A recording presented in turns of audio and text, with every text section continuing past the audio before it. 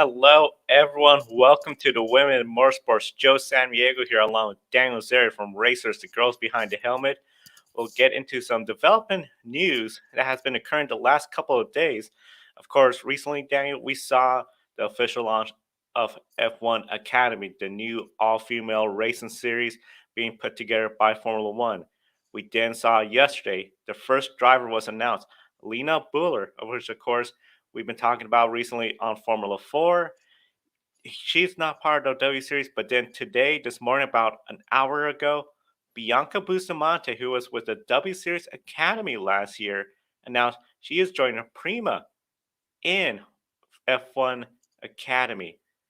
Daniel, this is, of course, some big breaking news, especially with Bianca Bustamante now making this jump. And then, of course, Lena Buller. Are you surprised with these two drivers being the first two drivers announced for F1 Academy?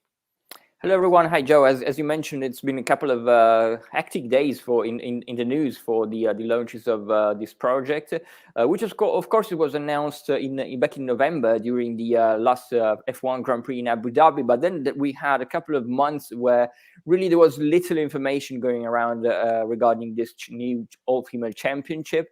And then yesterday, as you mentioned, the first driver announcement started with Lena Buller and now with Bianca Bustamante today.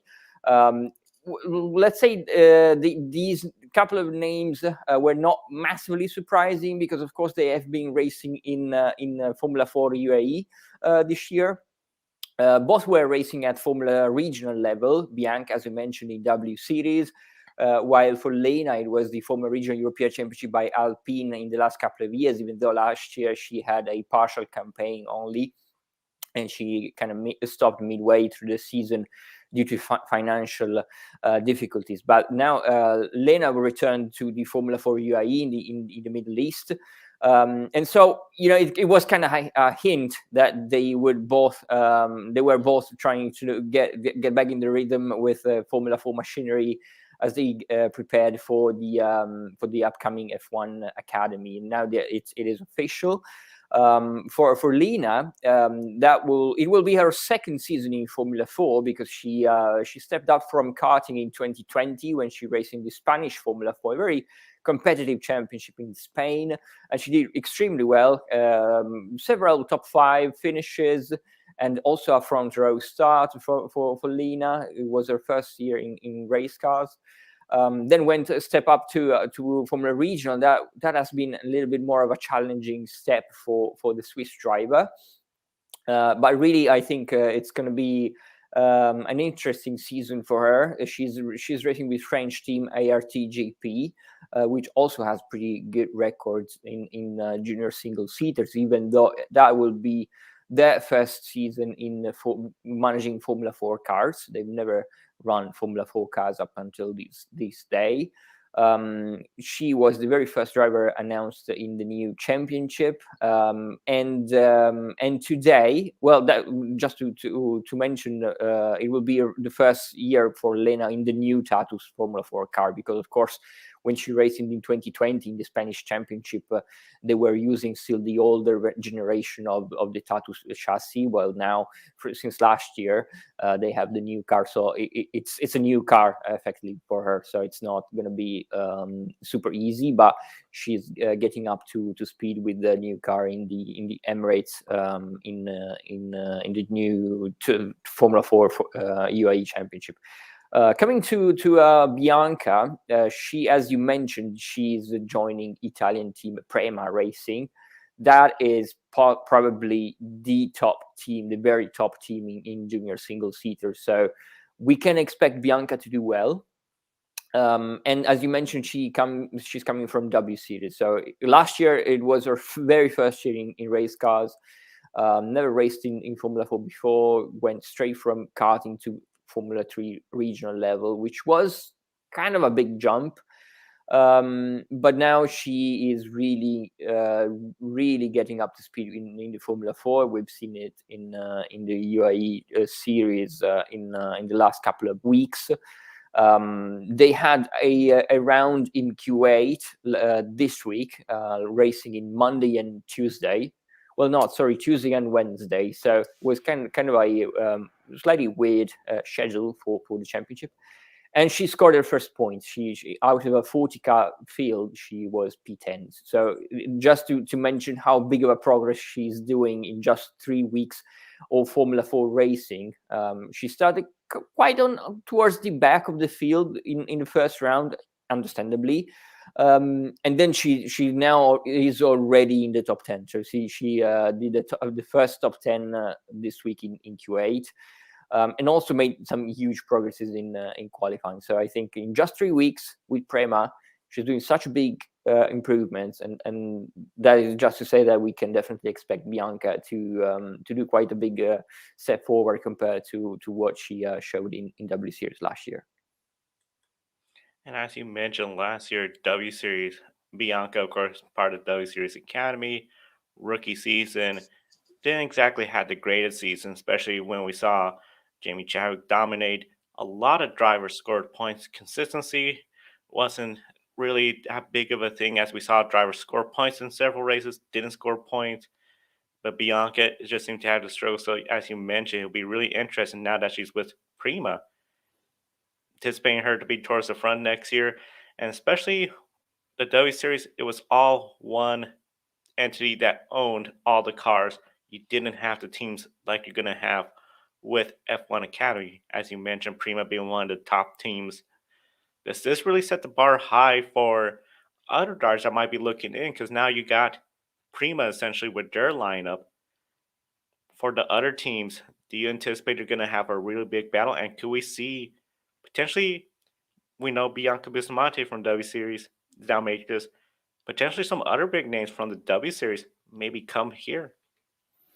You raised one of the most important points, in my opinion, in comparing W Series to F1 Academy, because of course F1 Academy has teams. There are 5 teams. Prema is just one of them. ART Grand Prix. Then we have MP Motorsport, Carlin, and also Campos. So I think 5 very big names in junior single seaters. They running also in FIA Formula 3 and FIA Formula 2. So they do know how these championships work. But of course, if we are talking about Formula 4, really the bar is extremely high to beat Prema. They're running 11 cars in Formula 4 across Formula 4 Italian Championship, now Formula 4 UAE, and then the F1 Academy. So they do know their stuff in these cars. They being utterly dominant last year in the Formula 4 Italian Championship, again with a massive field and possibly the most competitive in the world. So yes, the bar is set quite high for Bianca, but really, as I mentioned, in just 3 weeks she made such huge leaps forward, and I do believe that working with the same engineers, with the same crew, on a week-to-week basis, and with all the data that you're going through, and all the tools that a team like Prema can really help a driver to flourish. I think really Bianca is one of the prime examples here, because of course she did score a point last year at the season opener in Miami. She was P9, but then struggled a little bit to make progress through the season, I think. And the thing that that W Series was with F1 made for short weekends, just one race, just one practice session.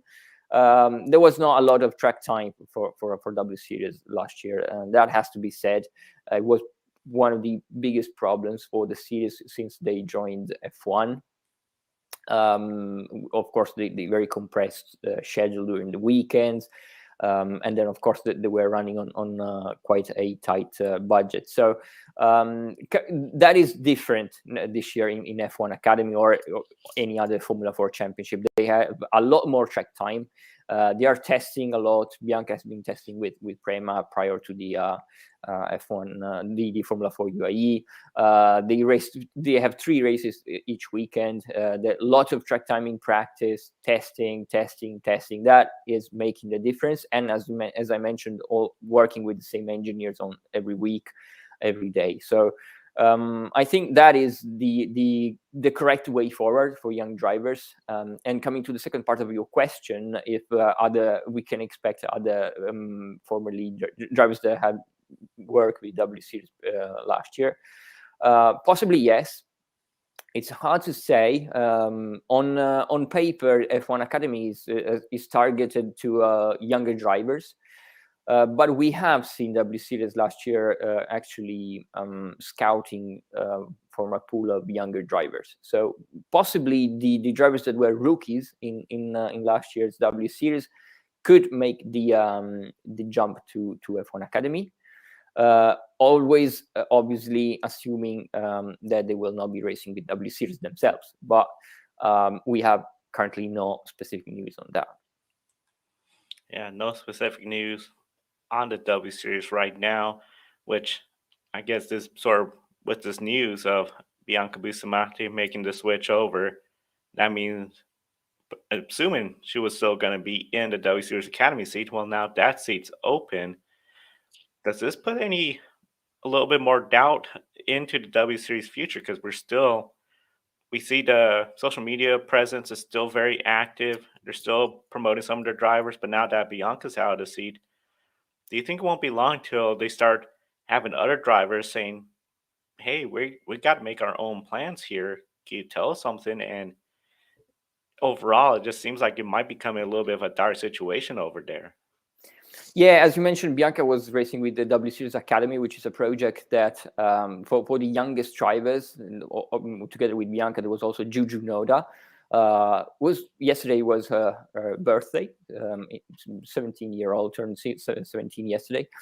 They had to, once they were accepted into W Series as part of the W Series Academy project, they had a 2-year deal seat. So for Bianca, she could have had the second year in W Series this year. So it will be interesting to see if they open a new selection process, because that's how W Series worked until last year.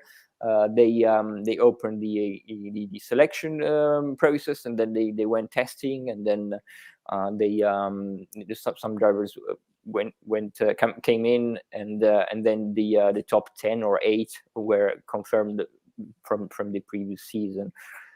That's pretty much still up in the air, because we have really, as you mentioned, that the social media presence is still there, which is good. Good to see that they are still active on social media, promoting the drivers, promoting the championship, and as far as we know, they are still trying to secure funding to resume racing activities on track. But very, very little in the public domain now, as far as racing plans are concerned, and many championship, if not most, already published their calendars. Drivers are trying to, obviously they have to figure out their programs to secure sponsorship and funding and stuff like that. And now it's starting to get a bit late on that side of things. So they have been definitely working behind the scenes, also all the other drivers. So hopefully they do know what is happening behind the scenes at W Series, and we will get to know something soon. Hopefully, we'll get to know something soon. And of course, for everyone tuning in, be sure to subscribe and also visit the racersbehindthehelmet.com. Any breaking news, we'll be definitely reporting it, especially when it comes to any news with the W Series and hopefully their 2023 plans. And we know if they're going to replace the vacancy in W Series Academy, there'll hopefully be at least one new driver there. So a lot going on. And Daniel, I know all this going on. We'll head back to what is going to be the original part of our planned episode, which was the Rolex 24 hours. Again, we want to give a big thank you to everyone that tuned in Saturday and subscribing. Hoping you're continue to subscribe and share us with your friends and family that love motorsports. And one of the big teams that we saw there from Europe that made it over to Daytona, the Iron Links, Iron Dames.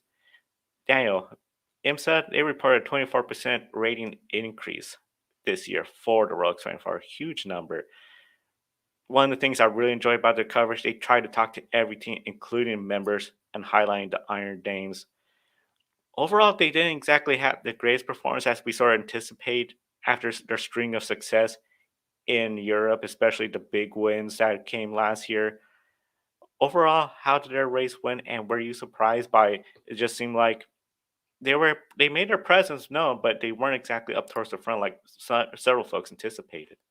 Oh yeah, definitely. The Iron Games was one of the biggest stories of last week, and as you mentioned, the big increase in ratings in viewership of the IMSA is one of the. I think it's a part of a trend that sports car really is going through. The new hypercars, also, then some of them will be racing at Le Mans. So I think we will witness to a really good era for sports car racing and endurance racing, and so that is also part of what is happening.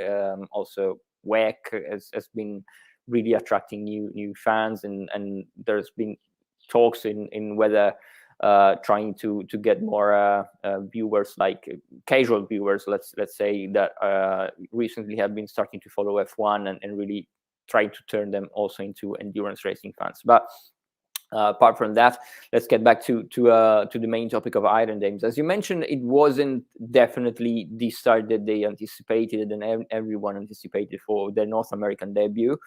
But we also have to consider a couple of things.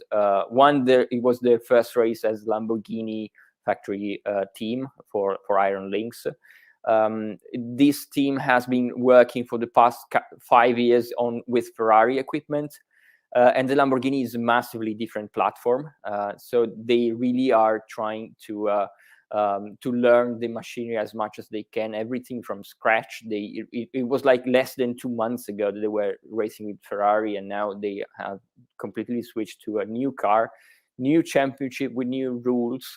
And established a new, a new headquarters a new base in North America to run the IMSA championship. So it's been quite a challenge for the team. And that also, of course, the only Dorian and Michel had driven the Lamborghini at the Super Trofeo finale. So Rahel had previously raced at Daytona in Lamborghini, but a few years ago in 2020, and the car is all new. So really, it was a massive test for the whole team.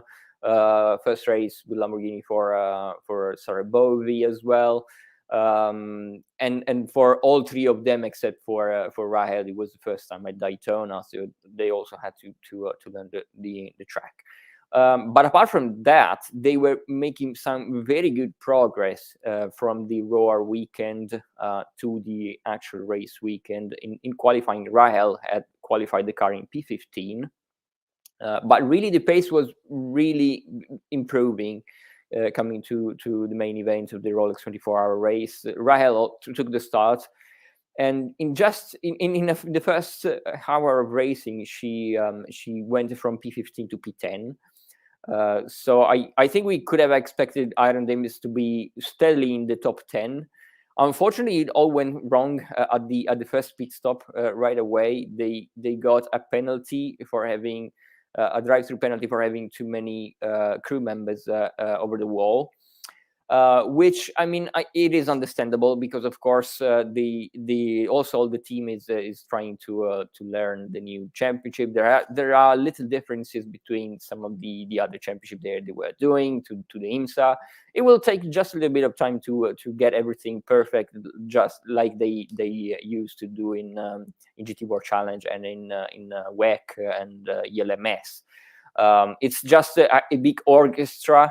All the team during pit stops and everything has to work perfectly, and every one of the crew, of the mechanics and the engineers have to move perfectly. So it is kind of expected that the first time something goes wrong, but it's a massive learning opportunity for everyone. And from that penalty, they kind of were a bit on the back foot because they had to recover. They were just one lap behind straight after 1 hour, so not ideal. And then the car was really starting to have some issues. They had electronical issues after 5 hours and a half. They spent over 20 laps in the garage to fix the issue. Car went back out, and from there it was really a test for them, a 24-hour test. Also, in the last couple of hours, again they had an electronical issue. They pitted again, lost almost an hour in the garage again to try. But it was really important to get back out, because of course it was important to learn the car and learn how it responds to changes and how to fix it. So they did cross the finish line. So that is the most important thing for Iron Dames. P18, the position was really not that important at that point after losing all those laps. But as you mentioned, surely it was not what they had anticipated, what anyone had anticipated for their North American debut, but not, I mean, it understandable that everything will have to be smoothened out after the first round. First round, and as you mentioned, IndyCar, we talked a little bit about it in the pre-race show that it was going to be something else. And I think a lot of folks anticipate a lot of reliability, especially when we had the brand new LMDH GTP. We didn't really see a whole lot of that, but of course, when the Iron Lynx had their issues, that just meant everyone else not having the reliability issues we were anticipating fell a little bit further behind, makes it really harder. Of course, along with the Iron Danes, we also had Ashton Harrison, Catherine Legg, Sheena Monk. They were all in the GTD class overall. Their races, how will you evaluate their performances at the Rolex 24? The GTD field was extremely highly competitive this year. 26 car field, one of the biggest and most competitive in the history of the class. And as you mentioned, there were other female drivers on track, as Ashton Harrison, Catherine Legg, and Sheena Monk were also racing in two separate teams. For Ashton, that we see here on the left of the screen, she was racing with Racers Edge Motorsport by WTR Wayne Taylor Racing Andretti, so a big operation, and Acura. The Acura was really fast in GTD. They also won in the LMDH class, so quite a good race for the Acura's brand. And also in the NSX was racing the Gradient Racing team with Catherine Legg at her 11th participation in the Rolex 24-hour of Daytona, and the 7th, if I'm not mistaken, in the GTD class. She also had previously finished second as her best result in 2018, when she was also runner-up in the championship. So a massively experienced driver. Catherine Legg has been racing all over the world in most of the most important racing championship that you can imagine, from DTM to Formula E to INDYCAR, IMSA, you name it. Also test driver in Formula One in 2005. So a really extensive and high-level career for the British driver. And she was really trying to help out a rookie, because Sheena Monk, she has just stepped up from the Michelin Pilot Challenge, where she raced the GT4 Mustang last year in the GS class. She was really good. She has she was also on the podium in a couple of occasions, and she has been really a good development for Sheena. But it was her very first GT3 race. So, and that being the 24-hour of Daytona was a massive challenge in itself. But the Gradient Racing Acura had a really competitive race. They finished P4. Towards the end of the race, it was quite hectic. They were 2 laps down, and then with a couple of hours to go, they kind of had a favorable caution, and where they managed to get back into the lap of the leader. And very, very competitive stints from all the drivers, especially Catherine Legg at the beginning was really the one making up the positions, and Sheena Monk also doing her first 9 stints, which is really challenging, but she did extremely well. was really consistent, really didn't make any mistakes, and not a single mistake throughout the weekend. So really good debut for Sheena Monk, and they were P4 at the end of the 24-hour race. Well, for Ashton Harrison, they were quite unlucky at the end because they had a very competitive race. They were consistently in the top 5. At one point, well, in 2 of her stints, Ashton led the race in class. And then they kind of settled in P4 towards the end of the race. It was all set to finish P4. And then in the final restarts, they also had pace to go up into P3. But also during the race in one of Ashton's stints in the night, they lost the hood.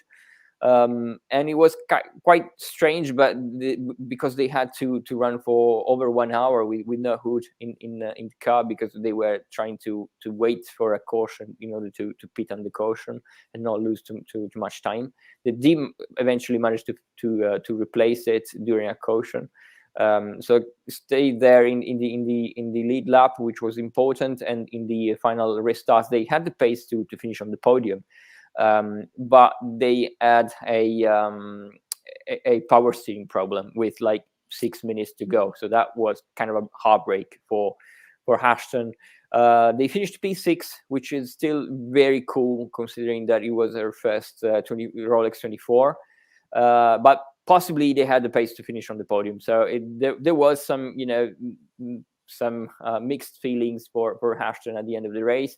But considering that she's also doing the other Michelin Endurance Cup races, I think with the pace that she showed in the last couple of years, really, she's the GT World Challenge America Pro-Am champion. We can expect Ashton Harrison to probably be back on the podium in IMSA. But also Catherine Legg and Sheena Monk, they are also full-time entries. So they are racing all the races, not only the endurance ones, but also the sprint ones. And they scored big points with P4 at Daytona. So it was a good start of the year for both of these teams. Overall, good start. Of course, along with the Rolex 24 hours, we had the Michelin Pilot Challenge, where we had Taylor Hagler. Unfortunately, race didn't go her way, ended up 34th. Then, of course, Hailie Deegan, who we've talked about quite a lot because of her extensive truck series in NASCAR schedule. Podium, 3rd place, and was even leading some laps. Very huge day for them. Overall, good start for potentially her and her positive momentum to carry over to Daytona on the Super Speedway Oval in a couple weeks' time to kick off the not Camping World, Craftsman Truck Series. That's going to trip me up all year long. Very exciting weekend overall. And then, of course, Daniel, along with them, we know we had Formula 4 UAE action going on. What can you tell us about that weekend as we start to wrap up this show today? Yes, as I mentioned, they had this midweek racing, not weekend, but round, where Amanda Al-Kubaisi was also really strong. She had her first top 10 in the season with a P7 in race 2. She had also good pace in not in qualifying, because she got stuck in traffic, and that was a big issue for her in race 1 and race 3. But when she was running not in traffic, she was quite good on pace. So P7 for Hamda, P10 for Bianca that we mentioned previously. Lena Buller had a couple of really unfortunate weekends with just one race finished on in the last 7. But she was P16, so also out of 40K was quite good in the only race that she managed to finish. For Emily De Heus, also the driver that last year was racing in W Series, she's made quite a huge progress, especially in qualifying. She was a lot closer to the top 20. At one point, she was set to finish in the top 20. Had an issue towards the end, but the important thing is that also she's making good progress. Victoria Blochina was a little bit more unfortunate this weekend. She was P26 as the best result. Started from last though, so a lot of position gained. So we are really looking forward to the next rounds, which is coming up in Dubai next weekend. Next weekend, Dubai, it's going to be a very exciting race weekend for them. And of course, a big, exciting race weekend in motorsports overall. We got the NASCAR Busch Light Clash at the Los Angeles Coliseum, NASCAR race in a Coliseum. It's going to be really exciting. And of course, for everyone, we encourage to check out the website, racersbehindthehelmet.com. Get all the latest news stories, including Bianca Bustamante landing an F1 Academy seat, as we mentioned about Lena Buller. A lot of news stories that we don't have time to cover on our on-air program here, but you can visit and bookmark racersbehindthehelmet.com. That way you got quick access to all the women in motorsports, the news going on, and staying up to date with their 2023 season. And of course, we want to keep everyone up to date with our Patreon subscribers. We encourage everyone to become a Patreon, invest in the Grid Network like David, our newest one. He joins Calling the Show, Mark and Robin, for keeping us on the air. Be sure to subscribe, share with your family and friends the Grid Network. A big thank you to everyone to helping us get to over 500 subscribers. We're getting closer to our new goal, 1,000 subscribers, before the Indianapolis 500 weekend. We could get there. Share with your family and friends. Like and comment on the videos. Tell us which some of your favorite female racers that you follow throughout the years. And of course, Daniel, a big thank you for you for making time to join us on the air. And we encourage everyone, racersbehindthehelmet.com. For Daniel Zeri, I'm Joe Samaniego. Thank you for watching today's program. We'll see you next time, and enjoy the races. Thank you for watching us right here on YouTube. Be sure to subscribe and check out some of our other videos, including Life on the Grid, where we interview folks from the motorsports industry. Thank you for watching. We'll see you next time.